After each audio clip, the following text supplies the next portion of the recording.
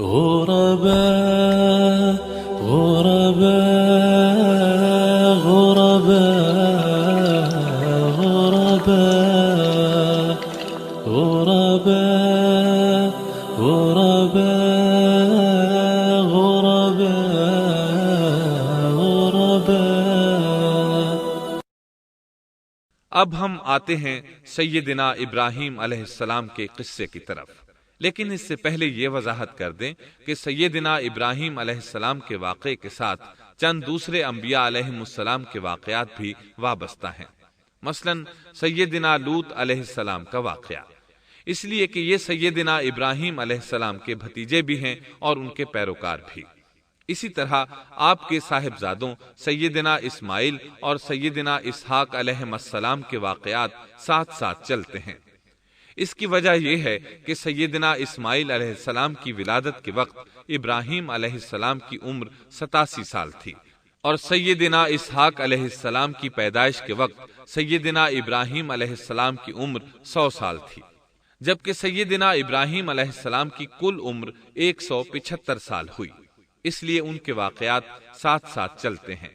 ابراہیم علیہ السلام کا قصہ سناتے ہوئے ان حضرات کا ذکر ساتھ ساتھ ضرور آئے گا، تو آئیے شروع کرتے ہیں قصہ ابراہیم علیہ السلام کا۔ صالح علیہ السلام کے بعد اللہ تعالیٰ نے سیدنا ابراہیم علیہ السلام کو مبعوث فرمایا۔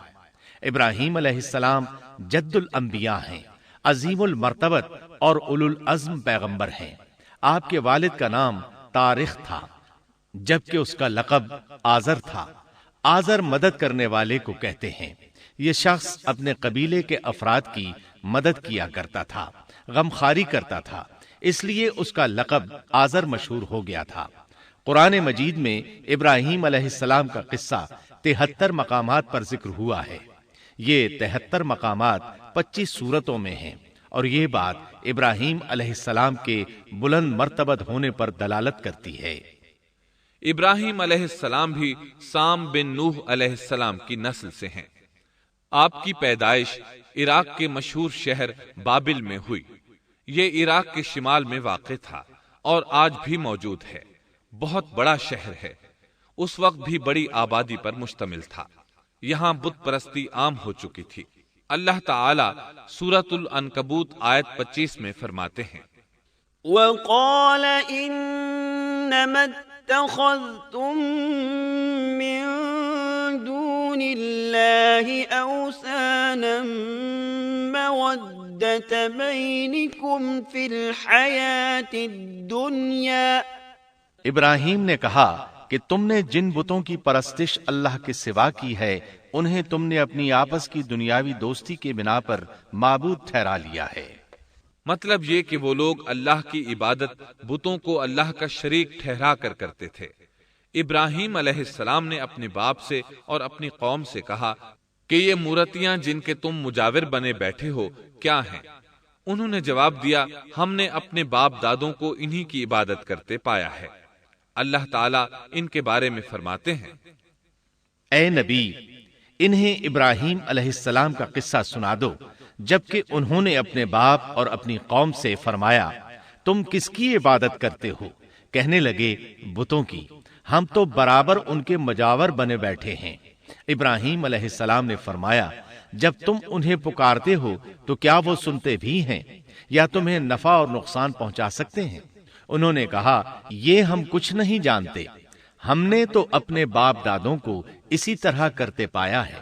مطلب یہ کہ یہ بت پرستی انہیں ورثے میں ملی تھی۔ وہ جن معبودوں کی عبادت کرتے تھے، نہ وہ ان کی پکار کو سنتے تھے، نہ ہی ان کے نفع و نقصان پر قادر تھے۔ اسی لیے ابراہیم علیہ السلام انہیں جھنجھوڑ رہے تھے، لیکن اندھی تقلید اور بشری عقل کے بیکار ہو جانے نے انہیں یہ سب سوچنے سے عاری کر دیا تھا۔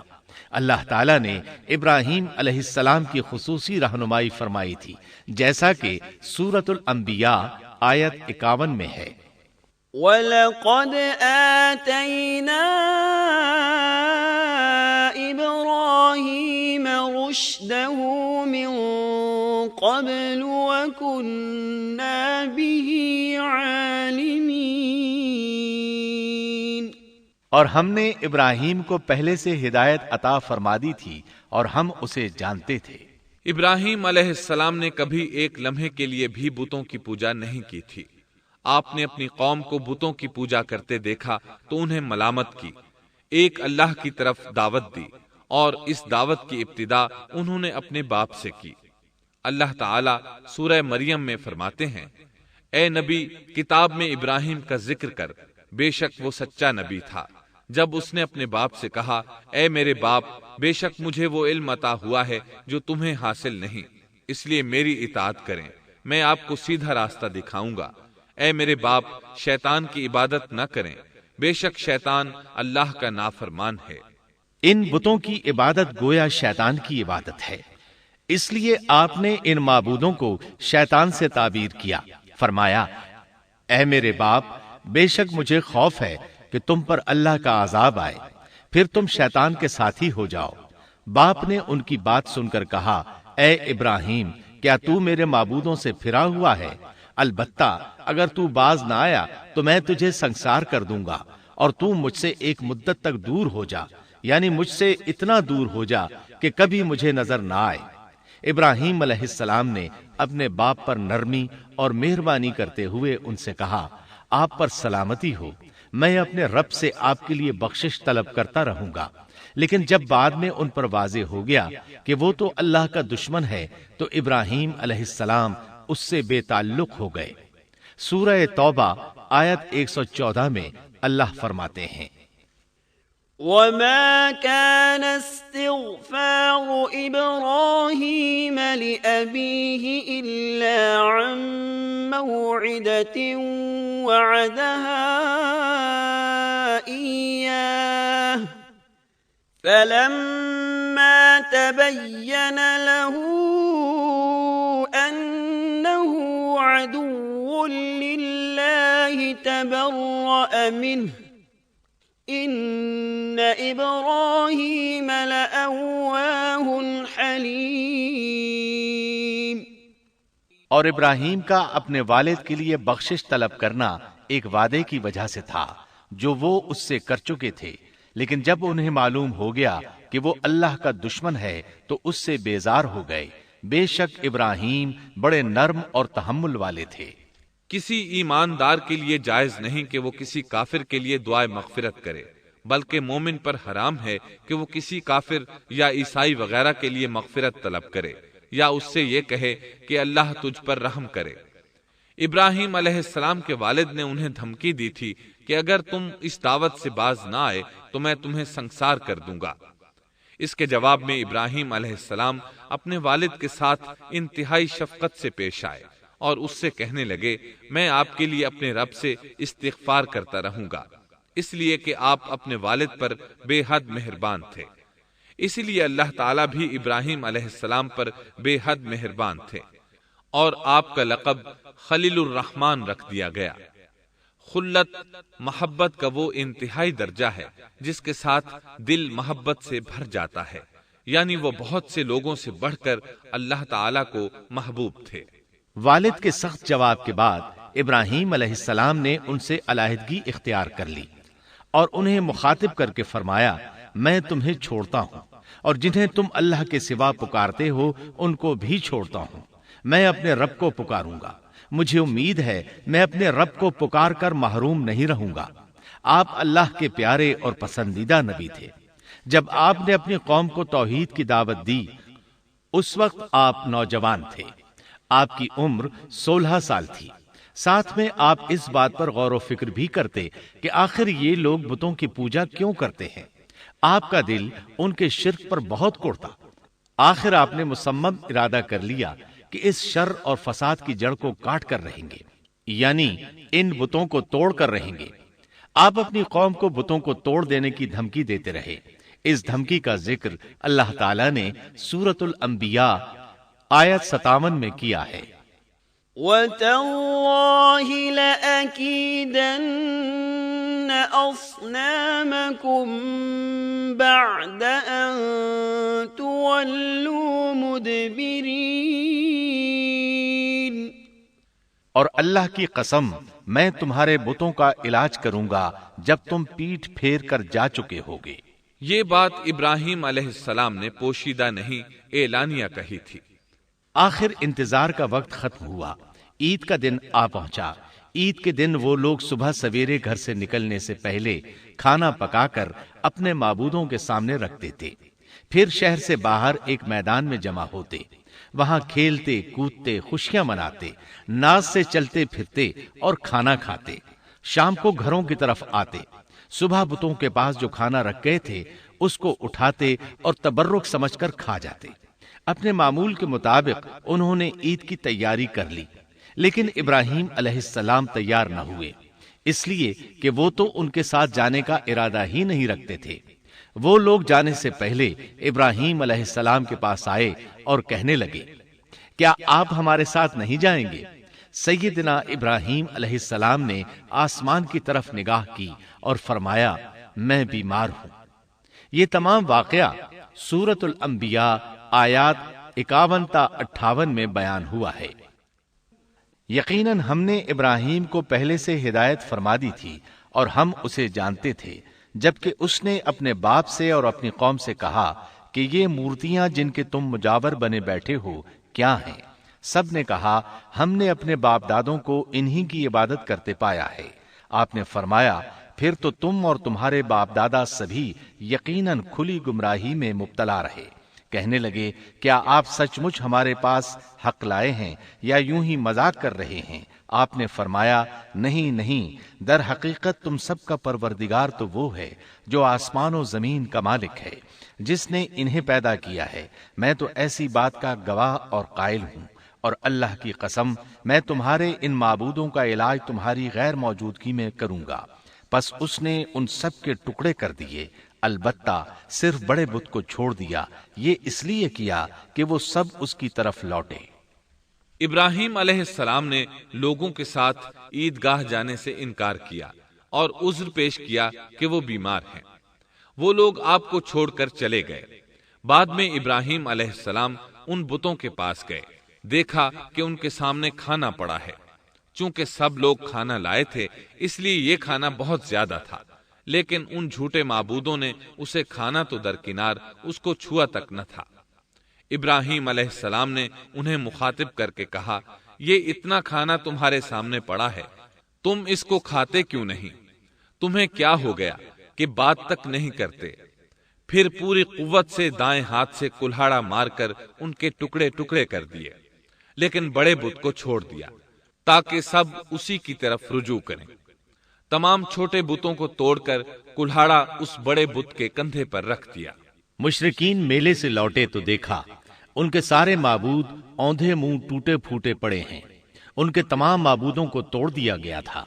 وہ حیران رہ گئے کہ یہ کیسے ہو گیا، کس نے کیا؟ کہنے لگے، یہ کام کس ظالم کا ہے؟ اس نے ہمارے معبودوں کی توہین کی ہے۔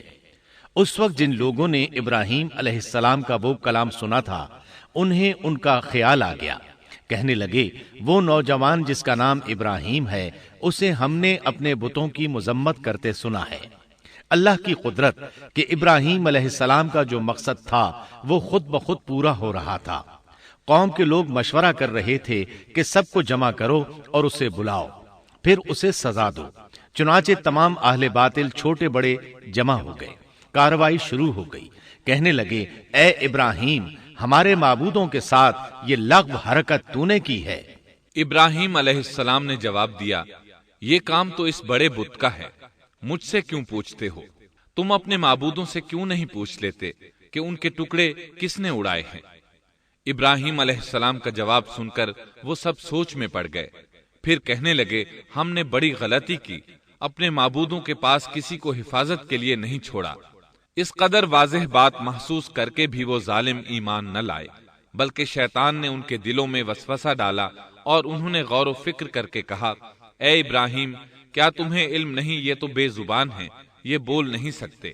اب ابراہیم علیہ السلام نے فرمایا، تب پھر تم اللہ کے سوا اس چیز کی عبادت کرتے ہو جو تمہیں کچھ بھی نفع نہ دے سکے اور نہ نقصان پہنچا سکے۔ تعجب ہے تم پر اور ان پر بھی جنہیں تم اللہ کے سوا پکارتے ہو، کیا تم میں بالکل عقل نہیں؟ اس طرح ابراہیم علیہ السلام نے ان پر حقیقت خوب اچھی طرح واضح کر دی۔ ان سے فرمایا تم ان کی پوجا کرتے ہو جن کو تم خود تراشتے ہو، یعنی ان کا حال تو یہ ہے کہ تم نے ان کو خود اپنے ہاتھوں سے تراشا اور ان کی عبادت کرنے لگے، جبکہ تمہیں اور تمہاری بنائی ہوئی چیزوں کو اللہ ہی نے پیدا کیا ہے۔ ابراہیم علیہ السلام نے ایک کلہاڑے کی مدد سے ان سب بتوں کو تہس نہس کر دیا تھا۔ یہ اس بات کی واضح ترین نشانی تھی کہ یہ بالکل بے بس ہیں، لیکن اس واضح نشانی کے باوجود وہ اپنے کفر ہی پر ڈٹے رہے اور لگے ابراہیم علیہ السلام کو دھمکیاں دینے۔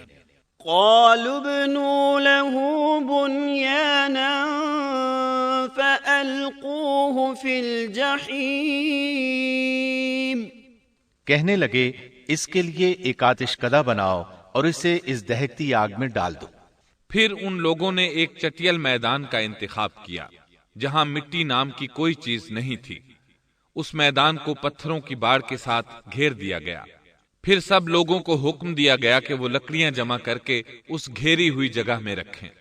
چنانچہ سب لوگ لکڑیاں جمع کر کے وہاں لانے لگے، یہاں تک کہ عورتوں اور بچوں نے بھی اس کام میں بڑھ چڑھ کر حصہ لیا۔ میدان میں اتنی لکڑیاں جمع ہو گئیں کہ زمین نظر نہیں آتی تھی۔ یہ لکڑیاں زمین پر ایک اونچی دیوار محسوس ہوتی تھیں۔ پھر ان لکڑیوں کو آگ لگائی گئی۔ جب آگ کے شعلے آسمان سے باتیں کرنے لگے تو انہوں نے ابراہیم علیہ السلام کو آگ میں ڈالنے کے لیے ایک جھولا تیار کیا۔ اس میں سیدنا ابراہیم علیہ السلام کو رکھا گیا۔ اس وقت آپ نے یہ دعا پڑھی، حسبنا اللہ ونعم الوکیل، ہمیں اللہ کافی ہے اور وہی بہترین کارساز ہے۔ یہ کلمہ ہر محتاج اور مصیبت زدہ کو پڑھنا چاہیے۔ بخاری میں ہے، رسول اللہ صلی اللہ علیہ وسلم نے فرمایا، حسبنا اللہ و نعم الوکیل ابراہیم علیہ السلام نے اس وقت فرمایا تھا جب انہیں آگ میں پھینکا جانے لگا تھا۔ مطلب یہ کہ ہم اللہ ہی پر بھروسہ کرتے ہیں، اس کے سوا ہمارا کسی پر بھروسہ نہیں۔ بعض روایات میں یہ بھی ہے کہ جب ابراہیم علیہ السلام کو آگ میں ڈالا جانے لگا تو جبریل علیہ السلام آئے اور کہا، اے ابراہیم، کوئی حاجت ہے تو میں حاضر ہوں۔ ابراہیم علیہ السلام نے فرمایا، اگر تم اپنی مرضی سے آئے ہو تو مجھے تمہاری کوئی ضرورت نہیں۔ ایک دوسری روایت میں ہے کہ بارش کے فرشتے نے حاضر ہو کر کہا تھا، اے ابراہیم، مجھے حکم دیجئے میں بارش برسا کر اس آگ کو بجھا دوں۔ لیکن ایسی تمام روایات ضعیف ہیں۔ یوں بھی اللہ کا حکم ان سے پہلے کام کرنے والا تھا۔ اللہ تعالیٰ سورہ انبیاء آیت 69 اور 70 میں فرماتے ہیں، قلنا يا نار كوني بردا وسلاما على إبراهيم وأرادوا به كيدا فجعلناهم الأخسرين۔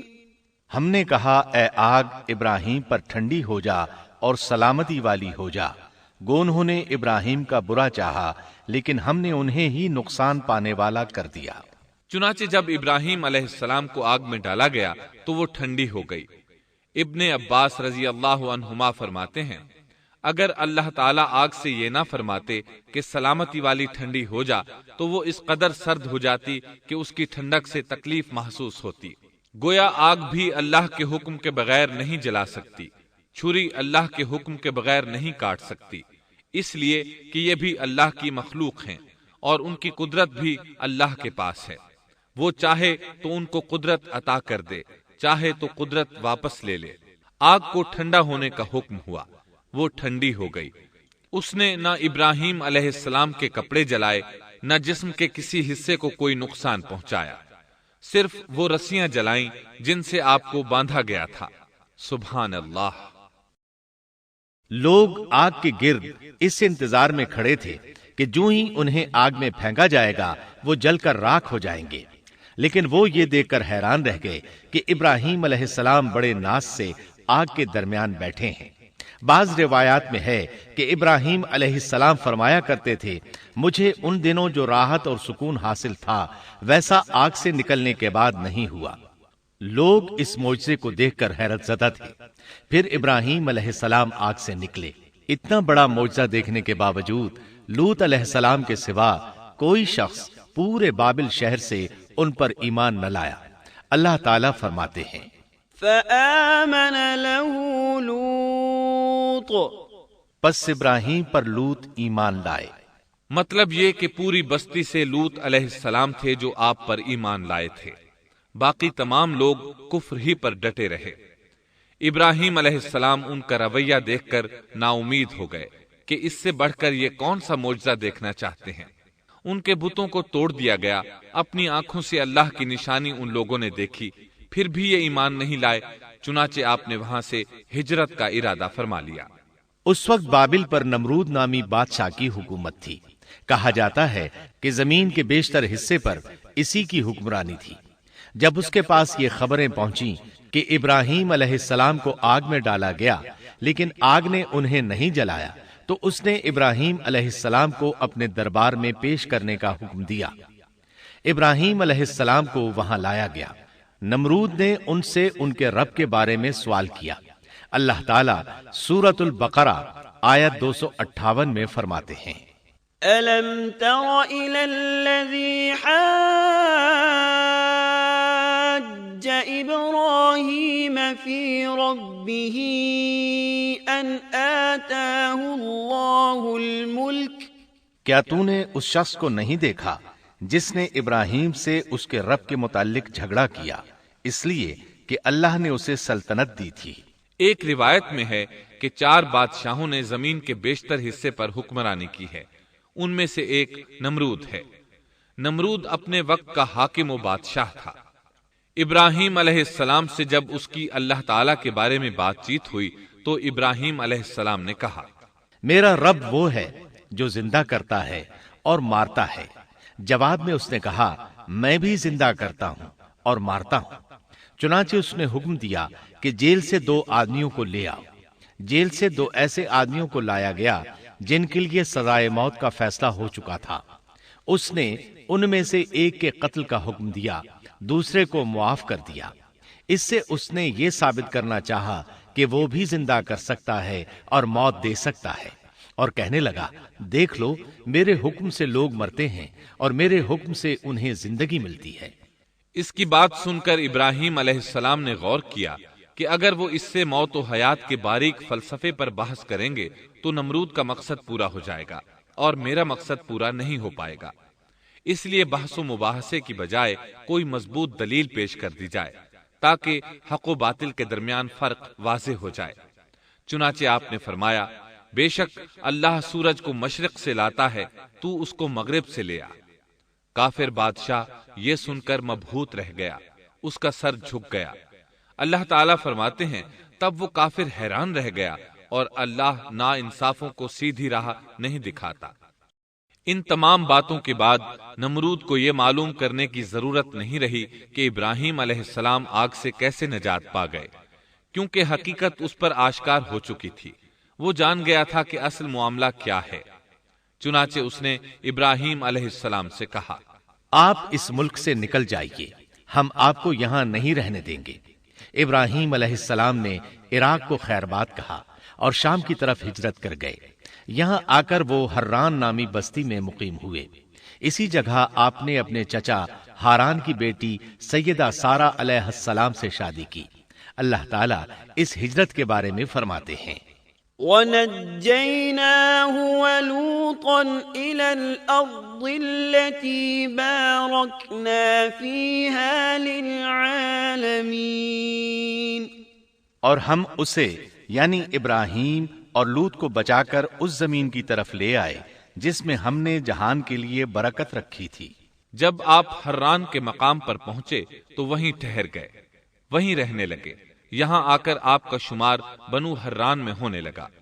آپ لوگوں کو اسی شہر میں رہنے کی دعوت دیتے۔ اس شہر کے لوگ بتوں کی پوجا نہیں کرتے تھے بلکہ ستاروں کو پوجتے تھے۔ ابراہیم علیہ السلام نے جب ان کی یہ حالت دیکھی تو ارادہ کر لیا کہ ان لوگوں کو بتائیں گے کہ ستاروں کی عبادت کرنا باطل ہے۔ یہ لوگ چونکہ نجوم پرست تھے اس لیے ان کی عبادت کا وقت رات کو ہوتا تھا۔ اور یہ لوگ رات کے وقت عبادت کرتے تھے، کیونکہ ان کے معبود یعنی ستارے رات ہی کو طلوع ہوتے ہیں۔ چنانچہ ابراہیم علیہ السلام انہیں یہ دکھانے کے لیے کہ ان چیزوں کی عبادت باطل ہے، ایک دن ان کے ساتھ نکلے۔ اللہ نے آسمان کے دروازے کھول دیے تو ابراہیم علیہ السلام نے چاند، ستاروں، سیاروں اور آسمان و زمین کی سلطنت کو دیکھا۔ اللہ تعالیٰ نے ابراہیم علیہ السلام سے تمام پردے ختم کر دیے جو عام طور پر لوگوں کی آنکھوں پر ہوتے ہیں، اور انہوں نے وہ کچھ دیکھا جسے آج کی رصد گاہیں بھی نہیں دیکھ سکتی۔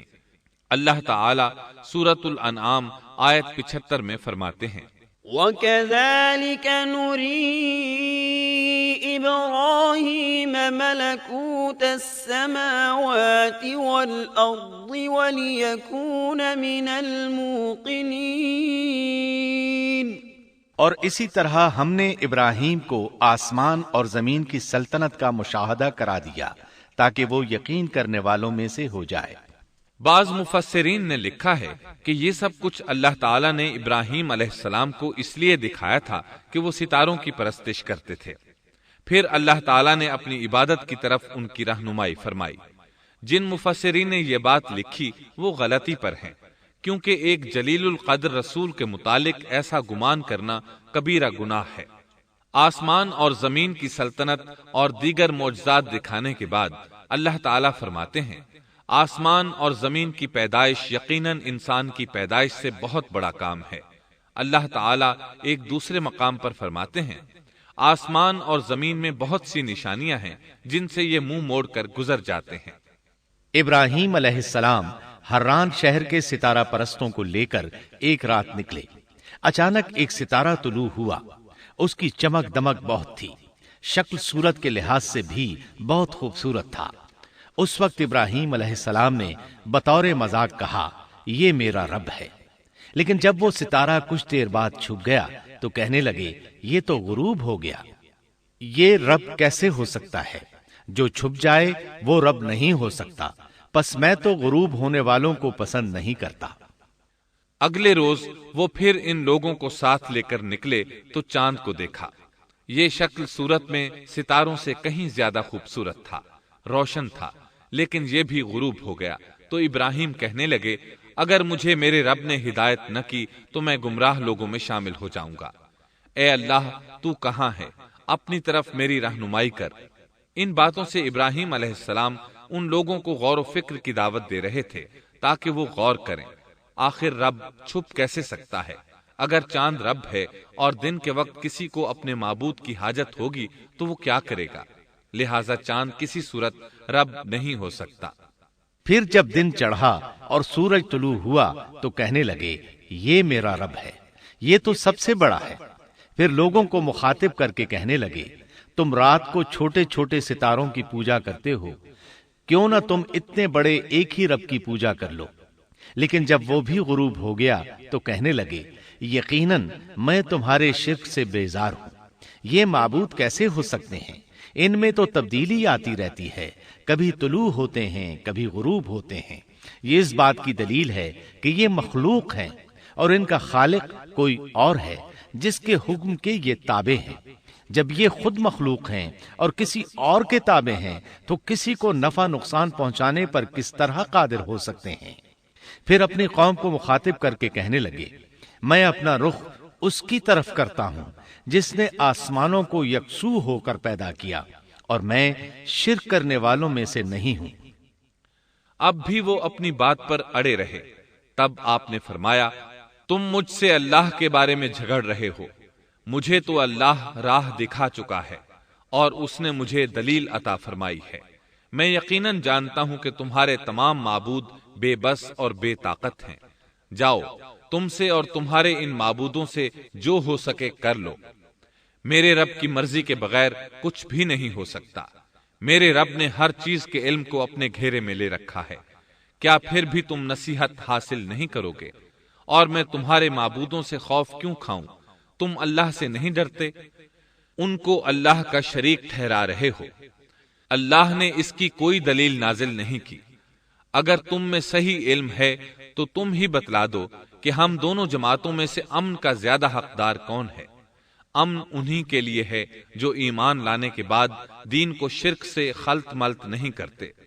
حقیقت میں ہدایت یافتہ وہی لوگ ہیں۔ یہی ہمارے وہ دلائل تھے جو ہم نے ابراہیم علیہ السلام کو ان کی قوم کے مقابلے میں عطا کیے تھے، اور ہم جسے چاہیں مرتبے میں بڑھا دیں۔ بے شک تیرا رب بڑی حکمت والا ہے۔ ان لوگوں نے پھر بھی کفر ہی کیا، کوئی بھی ایمان نہ لایا۔ چنانچہ ابراہیم علیہ السلام نے ایک بار پھر ہجرت کی اور مصر جا پہنچے۔ مصر کے بادشاہ کو خبر ملی کہ ایک شخص ہجرت کر کے آیا ہے اور اس کے ساتھ ایک عورت ہے، وہ بہت زیادہ حسین و جمیل ہے۔ چنانچہ اس ظالم نے اپنے کارندوں کو بھیجا کہ اس عورت کو میرے پاس لے آؤ، ساتھ ہی اس سے پوچھنا کہ تمہارے ساتھ جو آدمی ہے وہ کون ہے، اگر وہ اس کا خاوند ہو تو اسے قتل کر دینا۔ ادھر بادشاہ نے اپنے کارندوں کو حکم دیا، ادھر اللہ نے ابراہیم علیہ السلام کی طرف وحی بھیج دی۔ انہوں نے سارا علیہ السلام سے کہا، اگر وہ تجھ سے میرے بارے میں پوچھیں تو بتا دینا تم میری بہن ہو۔ پھر سارا سے بولے، اے سارا، روئے زمین پر میرے اور تیرے سوا کوئی مومن نہیں، یعنی یہ کافروں کی سرزمین ہے، یہاں کوئی مومن نہیں، اس لحاظ سے تم میری دینی بہن ہو۔ پھر بادشاہ نے ابراہیم علیہ السلام کو پیش کرنے کا حکم دیا۔ اس نے آپ سے پوچھا، یہ عورت کون ہے؟ آپ نے فرمایا، یہ میری بہن ہے۔ اس طرح ابراہیم علیہ السلام کی زندگی میں 3 موقع ایسے آئے کہ انہوں نے اللہ کے دین کی حمایت اور مدافعت کے لیے توریہ کیا۔ توریہ کا مطلب یہ ہے کہ واقعہ کچھ اور ہو لیکن کوئی شخص کسی خاص مصلحت کی وجہ سے اسے 2 معانی والے الفاظ کے ساتھ اس انداز میں بیان کرے کہ سننے والا اس واقعہ کو نہ سمجھ سکے، بلکہ اس کا ذہن خلاف واقعہ چیز کی طرف منتقل ہو جائے۔ شریعت نے بعض مخصوص حالات میں اس کی اجازت دی ہے۔ وہ 3 مواقع جہاں ابراہیم علیہ السلام نے توریہ فرمایا، ان کی وضاحت کچھ اس طرح ہے۔ ایک یہ کہ آپ نے میلے پر نہ جانے کی غرض سے ان لوگوں سے کہا تھا کہ میں بیمار ہوں۔ دوسرے موقع پر یہ فرمایا تھا، یہ کام اس بڑے سردار بت کا ہے۔ تیسرے، سارا علیہ السلام کو دینی بہن قرار دیا۔ اس ظالم بادشاہ نے سارا علیہ السلام کو اپنی تحویل میں لے لیا۔ جب سارا علیہ السلام کو معلوم ہوا کہ وہ ایک بدکار شخص ہے تو انہوں نے اللہ تعالیٰ سے دعا کی، اے اللہ، تجھے معلوم ہے میں تجھ پر اور تیرے نبی پر ایمان لائی ہوں اور اپنے جسم کو اپنے خاوند کے سوا ہر ایک سے محفوظ رکھا ہے، لہٰذا آپ اس کافر کو مجھ پر مسلط نہ کیجیے گا۔ چنانچہ اس کافر بادشاہ نے جب سیدہ سارا کو پکڑنے کے لیے اپنا ہاتھ بڑھایا تو اس کا ہاتھ شل ہو گیا اور اپنی جگہ پر جم گیا۔ وہ لگا چیخ پکار کرنے، اس میں اتنی طاقت نہ رہی کہ اپنے ہاتھ کو حرکت دے سکے۔ اس کی آواز سن کر اس کے محافظ بھاگے ہوئے آئے، انہوں نے اس کے ہاتھ کو چھڑانا چاہا لیکن چھڑا نہ سکے۔ اس کی یہ حالت دیکھ کر سیدہ سارا خوف زدہ ہو گئیں۔ انہوں نے سوچا اگر یہ مر گیا تو لوگ کہیں گے اسے میں نے قتل کیا ہے۔ چنانچہ انہوں نے اللہ سے دعا کی کہ اسے چھوڑ دیا جائے۔ اللہ تعالیٰ نے آپ کی دعا قبول کر لی، اس کا ہاتھ ٹھیک ہو گیا، لیکن وہ ظالم پھر بھی نہ ڈرا۔ اس نے ایک بار پھر آپ کی طرف ہاتھ بڑھایا، اس کا ہاتھ پھر شل ہو گیا۔ سیدہ سارا نے پھر دعا کی، وہ دوبارہ ٹھیک ہو گیا، وہ پھر بھی باز نہ آیا۔ تیسری بار پھر اس نے ان کی طرف ہاتھ بڑھایا، اس بار بھی اس کا ہاتھ شل ہو گیا۔ اب وہ سیدہ سارا علیہ السلام سے کہنے لگا، اب کی بار اگر تو مجھے اس مصیبت سے نجات دلائے گی تو میں تجھے چھوڑ دوں گا اور کبھی تیرے آڑے نہیں آؤں گا۔ چنانچہ سیدہ سارا علیہ السلام نے اللہ تعالی سے دعا کی، وہ ٹھیک ہو گیا۔ تب اس نے اپنے کارندوں کو آواز دی اور ان سے بولا، تم میرے پاس کسی انسان کو نہیں بلکہ سرکش جن کو لائے ہو۔ پھر اس نے انہیں رہا کر دیا، عزت و اکرام سے رخصت کیا اور ان کی خدمت کے لیے اپنی بیٹی ہاجرہ کو ساتھ کر دیا۔ سارا علیہ السلام واپس لوٹیں تو دیکھا کہ ابراہیم علیہ السلام نماز پڑھ رہے ہیں۔ نماز کے بعد انہوں نے پوچھا، سارا، اس نے تمہارے ساتھ کیا سلوک کیا؟ سیدہ سارا علیہ السلام نے سارا واقعہ سنا دیا۔ سن کر آپ نے فرمایا، الحمدللہ۔ پھر بولے، اب ہم یہاں نہیں رہیں گے بلکہ واپس جائیں گے۔ چنانچہ آپ ایک بار پھر فلسطین میں آ گئے، وہیں اپنی زندگی بسر کرنے لگے۔ اب ہم آگے بڑھتے ہیں۔ جب آپ فلسطین میں مستقل طور پر رہائش پذیر ہوئے تو لوط علیہ السلام بھی آپ کے ساتھ تھے۔ لوط علیہ السلام آپ کے بھتیجے تھے۔ ان کے والد کا نام ہاران تھا۔ یہ بچپن ہی سے سیدنا ابراہیم علیہ السلام کے زیر سایہ رہے، انہی کے ہاں پرورش پائی، اس لیے دین حق فوراً قبول کر لیا۔ جب سیدنا ابراہیم علیہ السلام نے عراق سے شام کی طرف ہجرت کی تو یہ آپ کے ساتھ تھے۔ وہاں سے حران گئے، تب بھی ساتھ تھے۔ پھر مصر کی طرف ہجرت کی تو بھی لوط علیہ السلام ان کے ساتھ تھے۔ آخر کار جب آپ نے مصر کو بھی خیر بات کہا اور فلسطین آ گئے تب بھی یہ ساتھ تھے۔ اب ابراہیم علیہ السلام نے لوط علیہ السلام کو حکم دیا کہ وہ بستی سدوم کی طرف چلے جائیں، اس لیے کہ اس بستی کے لوگ کفر کی انتہائی گہرائی میں جا چکے ہیں۔ انہیں کفر و شرک سے نکالنے کے لیے وہاں جائیں، انہیں اللہ کے احکام سنائیں، اللہ کی طرف دعوت دیں۔ چنانچہ لوط علیہ السلام تو اس طرف روانہ ہو گئے، اور ادھر فلسطین میں صرف 3 مسلمان رہ گئے، ابراہیم علیہ السلام، ان کی زوجہ محترمہ سیدہ سارہ اور سیدہ ہاجرہ علیہم السلام۔ وہیں رہائش پذیر رہے اور لوگوں کو مسلسل اللہ کی طرف دعوت دیتے رہے۔ یہاں یہ بے شمار مال و دولت کے بھی مالک بن گئے۔ جب ان کی عمر 85 یا 86 سال ہوئی تو سارہ علیہ السلام نے سوچا، میں بانجھ ہوں، میرے خاوند بوڑھے ہیں، لیکن اولاد کی تمنا ہے، تو کیوں نہ میں اپنی لونڈی ہاجرہ ہدیے اور تحفے کے طور پر ابراہیم علیہ السلام کو دے دوں۔ چنانچہ ہاجرہ ابراہیم علیہ السلام کو مل گئیں، انہوں نے ان سے شادی کر لی۔ اللہ رب العزت نے جلد ہی ان کے بطن سے آپ کو اسماعیل علیہ السلام عطا فرمائے۔